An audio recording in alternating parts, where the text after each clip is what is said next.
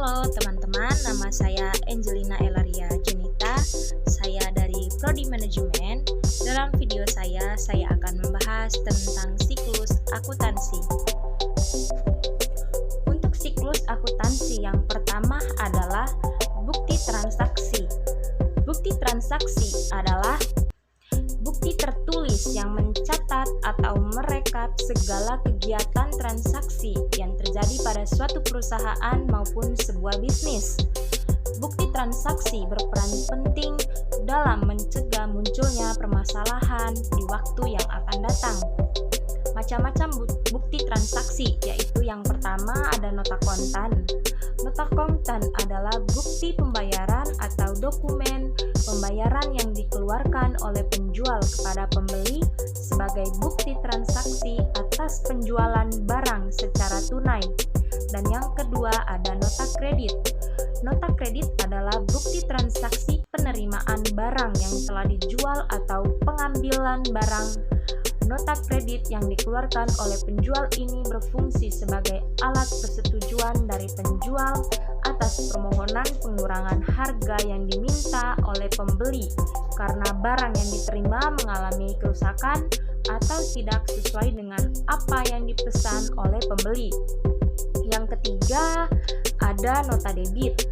Nota debit adalah dokumen transaksi sebagai permintaan pengurangan harga kepada pihak penjual atau bukti yang berisi informasi yang menyatakan tentang pengiriman kembali barang yang tidak sesuai dengan pesanan atau rusak.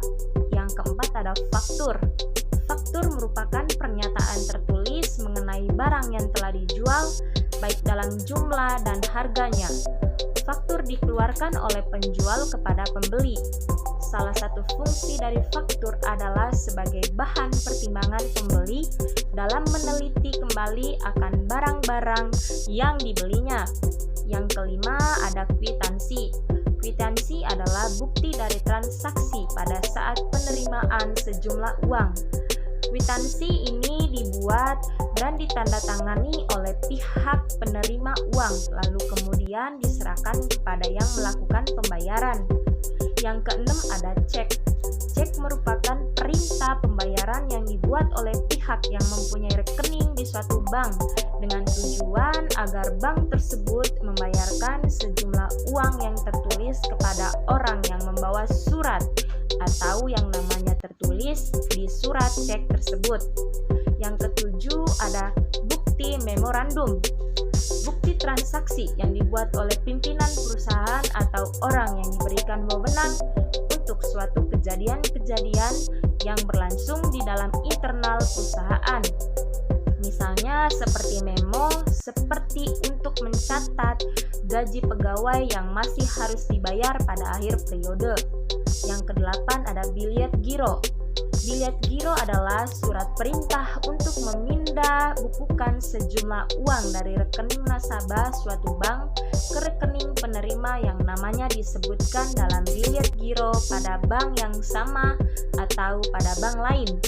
Yang kesembilan ada rekening koran. Rekening koran adalah bukti untuk mutasi kas di bank yang disusun oleh pihak bank untuk para nasabahnya. Yang ke-10 ada bukti setoran bank. Bukti setoran bank adalah catatan transaksi atau slip setoran yang disediakan oleh pihak bank untuk digunakan pada saat atau setiap melakukan setoran uang ke bank, seperti untuk investasi. Yang ke-11 ada bukti kas masuk. Bukti kas masuk merupakan bukti transaksi tertulis terkait penerimaan uang atau kas yang disertai oleh buktinya. Bukti tersebut biasanya hanya digunakan oleh pihak internal perusahaan sekaligus sebagai data pengarsipan. Kas dapat berasal dari uang tunai yang dibayarkan oleh customer, bisa dalam bentuk cicilan, bunga, jenis investasi, ataupun sebagainya. Contoh bukti kas masuk adalah kwitansi dan nota. Yang ke-12 ada bukti kas. Bukti kas merupakan bukti transaksi terkait pengeluaran kas maupun pembayaran Kas biasanya dikeluarkan untuk membayar biaya perlengkapan, peralatan, dan segala hal yang dibutuhkan oleh kantor. Bukti transaksi kas ini harus memiliki keterangan lengkap, mulai dari tanggal, nama, keterangan, kegiatan, dan ditandatangani oleh pihak yang memiliki otoritas keuangan di perusahaan. Bukti ini nantinya dapat digunakan akuntan untuk menyusun laporan keuangan perusahaan dalam jumlah kecil. Contoh bukti kas keluar adalah nota kontan asli atau kwitansi dari kreditur. Untuk siklus akuntansi yang kedua adalah jurnal umum. Jurnal umum adalah sebuah jurnal yang dipakai untuk mencatat semua transaksi keuangan yang terjadi dalam periode tertentu untuk kemudahan pengelolaan keuangan baik bagi pihak internal maupun eksternal organisasi. Fungsi jurnal umum yaitu yang pertama ada fungsi historis. Dalam jurnal umum, semua transaksi yang terjadi dicatat berdasarkan tanggal transaksi. Dalam hal ini, jurnal umum menggambarkan aktivitas suatu perusahaan setiap hari secara berurutan dan terus-menerus. Dengan kata lain, jurnal umum disebut memiliki fungsi historis karena dilakukan secara kronologis dan sistematis. Yang kedua ada fungsi pencatatan. Semua transaksi yang terjadi pada perusahaan dicatat dalam jurnal umum. Dengan begitu, maka perubahan modal, biaya, kekayaan, dan pendapatan harus dicatat terlebih dahulu ke dalam jurnal umum agar pembuatan laporan keuangan perusahaan dapat dilakukan dengan baik. Yang ketiga ada fungsi analisis. Semua pencatatan transaksi yang dilakukan dalam jurnal umum adalah hasil analisis transaksi berupa kredit dan debit yang terpengaruh. Proses analisis ini meliputi penggolongan nama akun, pencatatan kredit atau debit, serta jumlah atau besar transaksi. Yang keempat ada fungsi instruksi. Jurnal umum mempunyai fungsi instruktif dalam proses memasukkan data ke general journal. Proses pencatatan dalam jurnal ini tidak hanya sebatas dokumen transaksi, namun bersifat perintah atau petunjuk kredit atau debit. Yang kelima ada fungsi informatif. Di dalam jurnal umum juga terdapat informasi dan penjelasan bukti pencatatan transaksi yang terjadi pada perusahaan. Manfaat jurnal umum. Berdasarkan fungsinya, ada beberapa manfaat jurnal umum yang bisa didapatkan oleh suatu perusahaan, di antaranya yaitu untuk mendapatkan informasi tentang akan terjadinya pertambahan atau pengurangan suatu perkiraan. Dan yang berikutnya untuk mengetahui jumlah yang akan dicatat pada satu atau lebih perkiraan, mengetahui jumlah yang didebet atau dikredit bahwa mesti seimbang.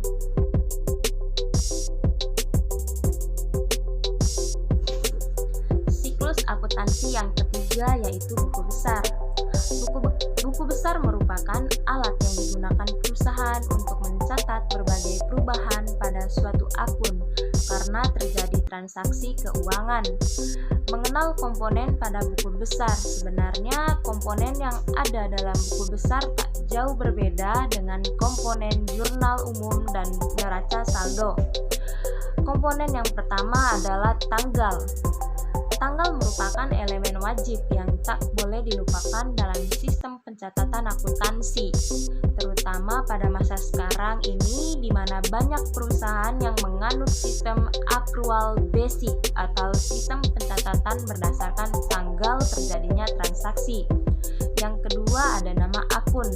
Memuat nama akun rekening yang berkaitan dengan transaksi. Contohnya ada akun kas, perlengkapan, utang usaha, beban listrik, dan pendapatan jasa. Yang ketiga ada nomor referensi, yakni penomoran golongan akun rekening transaksi untuk memudahkan akuntan dalam melakukan pencatatan dan analisis. Nah, umumnya nomor yang sering digunakan yaitu angka 1 sampai 5. Angka 1 untuk golongan aset, berikutnya angka 2 untuk kewajiban, lalu ada angka 3 untuk modal, angka 4 untuk perlengkapan, sedangkan angka 5 untuk beban. Yang keempat, ada debit dan kredit, berisikan nominal debit atau kredit akun rekening transaksi yang berkaitan. Saldo yang memuat saldo debit atau kredit, akhir akun rekening transaksi yang berkaitan. Secara umum, buku besar dapat diklasifikasikan menjadi 4 jenis, yaitu yang pertama ada General Ledger. Jenis berikut ini merupakan daftar perkiraan semua akun rekening transaksi, akan tetapi masing-masing akun tersebut saling berdiri sendiri. Misalnya akun rekening kas, piutang, modal, beban sewa, dan pendapatan jasa. Buku ini juga membantu akuntan untuk melihat bagaimana pengaruh transaksi terhadap perubahan aset, kewajiban, serta modal dari perusahaan. Yang kedua ada buku besar pembantu. Selain General Ledger, akuntan juga membutuhkan buku tambahan yang secara khusus mencatat transaksi piutang dan utang secara detail. Buku besar pembantu terbagi menjadi 2 jenis, yaitu buku besar pembantu piutang. Seperti namanya, buku ini merupakan buku yang secara khusus mencatat rincian piutang seperti nama perlengkapan kredit, alamat nominal transaksi, serta kepada siapa saja perusahaan melakukan transaksi penjualan kredit. Buku besar pembantu utang. Nama lain dari buku ini adalah buku utang. Fungsi utamanya yaitu utang perusahaan secara rinci, baik pemasok dan jumlah utang yang terjadi. Yang ketiga ada Creditors Ledger. Creditors Ledger hanya mencatat transaksi pembelian yang terjadi di perusahaan. Tujuannya untuk memudahkan perusahaan mengetahui kepada pihak mana saja perusahaan berhutang dan berapa jumlahnya. Yang keempat ada Debtors Ledgers.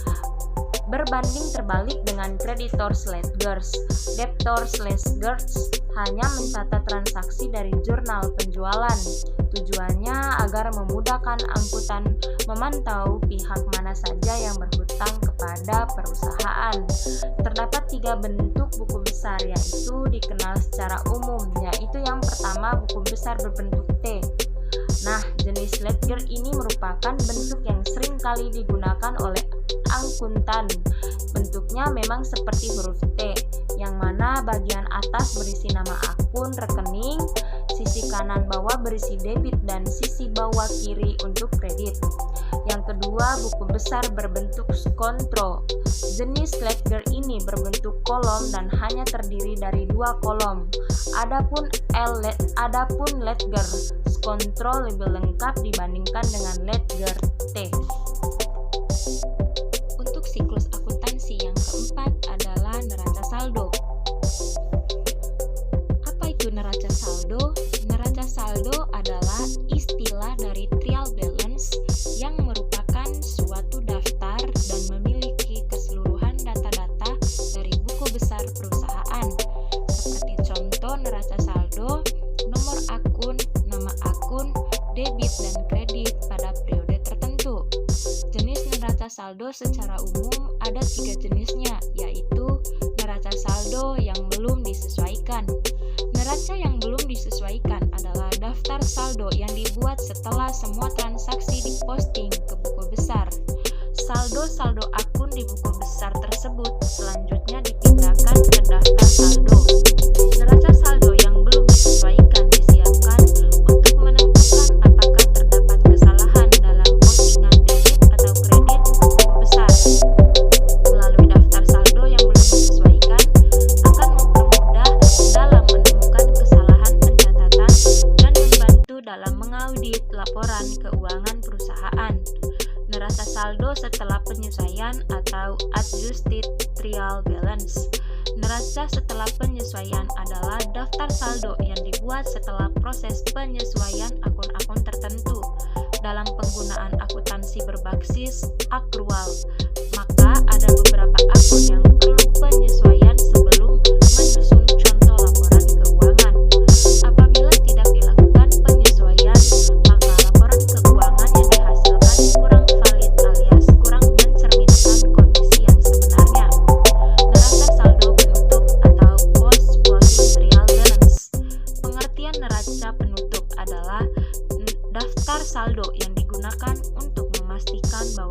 besar telah memiliki saldo untuk awal periode berikutnya. Prosedur ini merupakan langkah akhir dalam satu periode akuntansi setelah ayat jurnal penutup dimasukkan.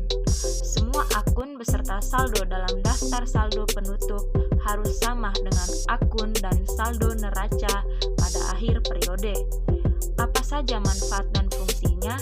Neraca saldo pada dasarnya berguna untuk bahan evaluasi karena menyajikan ringkasan daftar dari saldo-saldo akun yang berasal dari buku besar. Dari evaluasi tersebut, maka fungsinya antara lain untuk mempersiapkan pembuatan laporan akhir keuangan pada suatu perusahaan, baik perusahaan barang atau jasa, atau fungsi persiapan untuk mencatat setiap data-data yang ada pada setiap akun atau fungsi pencatatan, untuk melakukan koreksi terhadap seluruh catatan serta siklus akuntansi atau fungsi koreksi, melakukan pengawasan pada setiap akun dalam keuangan perusahaan atau fungsi monitoring. Yang kelima adalah jurnal penyesuaian. Pengertian jurnal penyesuaian. Jurnal penyesuaian adalah proses penyesuaian tentang catatan atau fakta yang sebenarnya pada akhir periode akuntansi. Jenis transaksi jurnal penyesuaian akrual. Biaya yang harus dibayar adalah beban atau biaya yang sudah digunakan namun belum dicatat dalam catatan keuangan. Pendapatan yang masih harus diterima adalah pendapatan yang sudah dicatat tapi belum diterima uangnya. Pembayaran di muka beban dibayar di muka adalah pembayaran untuk aset yang belum digunakan seperti perlengkapan kantor, sewa kantor untuk 3 bulan, bayar di awal, dan lain-lain. Pendapatan diterima di muka adalah penerimaan uang di awal untuk jasa yang belum dilakukan, dicatat sebagai kewajiban. Contohnya seperti proyek perusahaan yang sudah dibayar DP di awal. Non-tunai jurnal penyesuaian untuk mencatat item yang non-tunai seperti beban penyusutan atau depresiasi, piutang tak tertagih, dan lain-lain. Fungsi jurnal penyesuaian menetapkan saldo catatan akun buku besar pada akhir periode, sehingga setiap perkiraan saldo real, khususnya perkiraan harta dan kewajiban, menunjukkan jumlah yang sebenarnya. Menghitung setiap perkiraan nominal atau perkiraan pendapatan dan beban yang sebenarnya selama periode yang bersangkutan. Untuk siklus akuntansi yang keenam adalah laporan keuangan. Pengertian laporan keuangan. Laporan keuangan sederhana merupakan sebuah informasi mengenai keuangan pada suatu usaha atau komunitas tertentu. Biasanya dikatakan sederhana karena laporan ini memiliki struktur format yang tidak memiliki istilah-istilah yang rumit. Jenis-jenis laporan akuntansi sesuai standar akuntansi keuangan yang berlaku di Indonesia. Laporan keuangan akuntansi terdiri dari 5 jenis laporan. Kelimanya yakni laporan laba rugi, laporan perubahan modal, ada neraca, laporan arus kas, serta catatan atas laporan keuangan. Jenis laporan akuntansi yang pertama ada laporan laba dan rugi. Laporan laba dan rugi bisa juga disebut profit and loss statement. Laporan ini menjelaskan tentang informasi unsur-unsur pendapatan dan beban perusahaan. Melalui itu, perusahaan akan mengetahui laba atau rugi bersih. Income statement juga berfungsi untuk mengetahui informasi pajak perusahaan. Dalam penyusunannya terdapat beberapa hal atau aspek yang harus ditulis, yakni beban, pendapatan, harga pokok produksi, beban pajak, laba dan rugi perusahaan. Yang kedua ada laporan perubahan modal. Jenis laporan ini merupakan laporan yang menggambarkan aktivitas perusahaan dalam suatu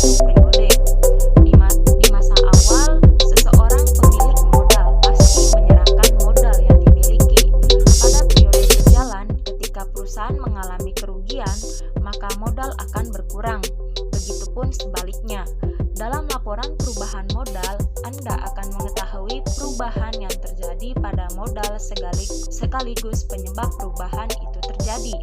Yang ketiga ada laporan neraca.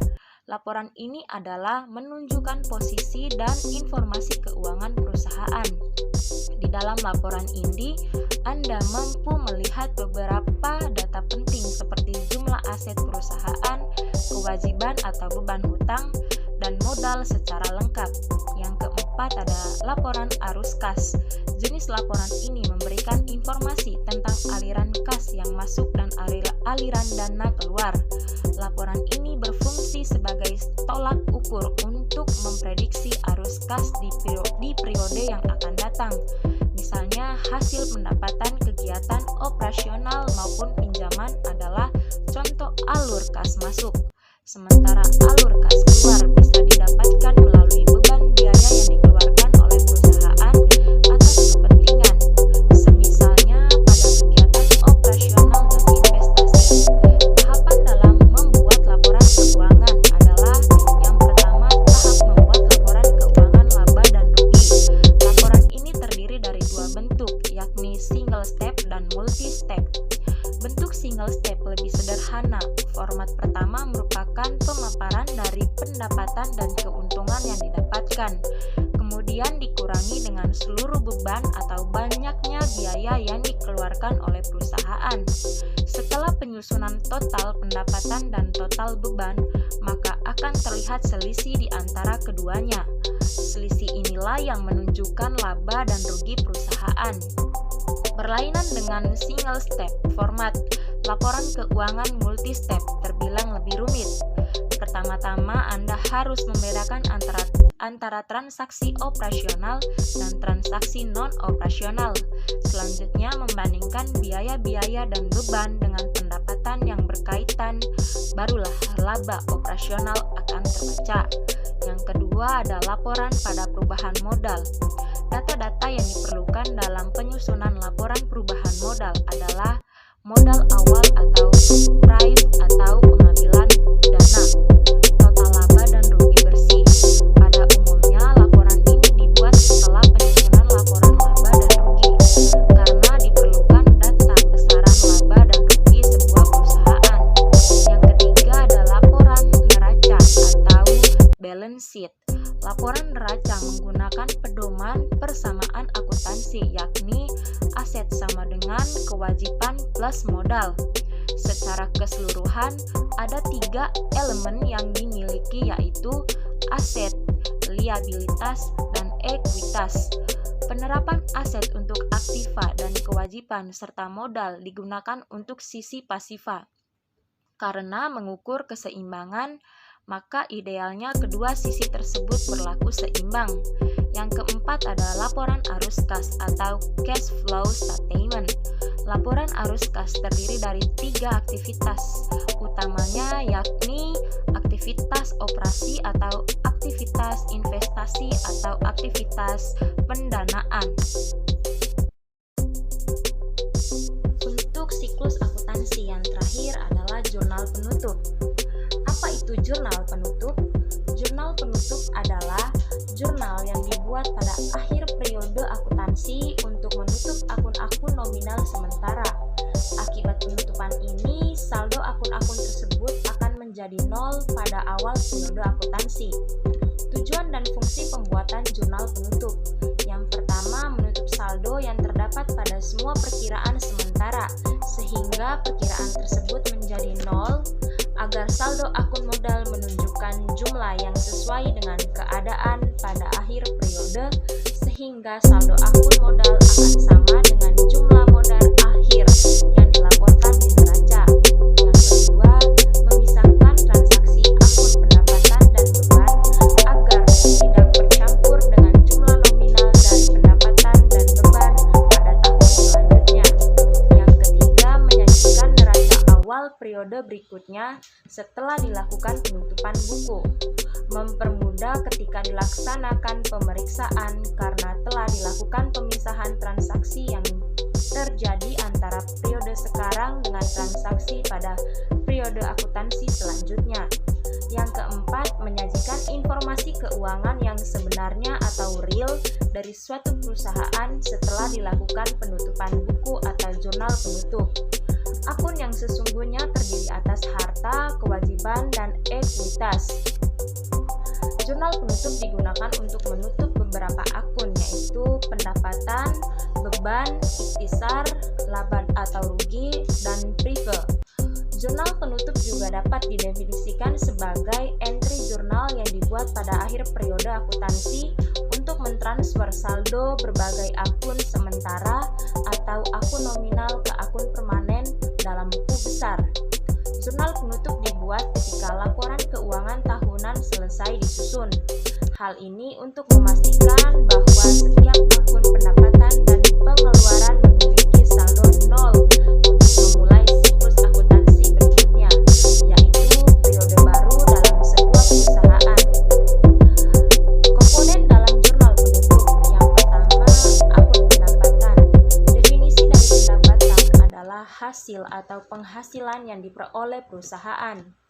Terdapat dua jenis pendapatan, yaitu pendapatan usaha yang merupakan pendapatan yang berhubungan langsung dengan kegiatan usaha perusahaan, dan pendapatan di luar usaha yang merupakan pendapatan yang tidak berhubungan langsung dengan kegiatan usaha.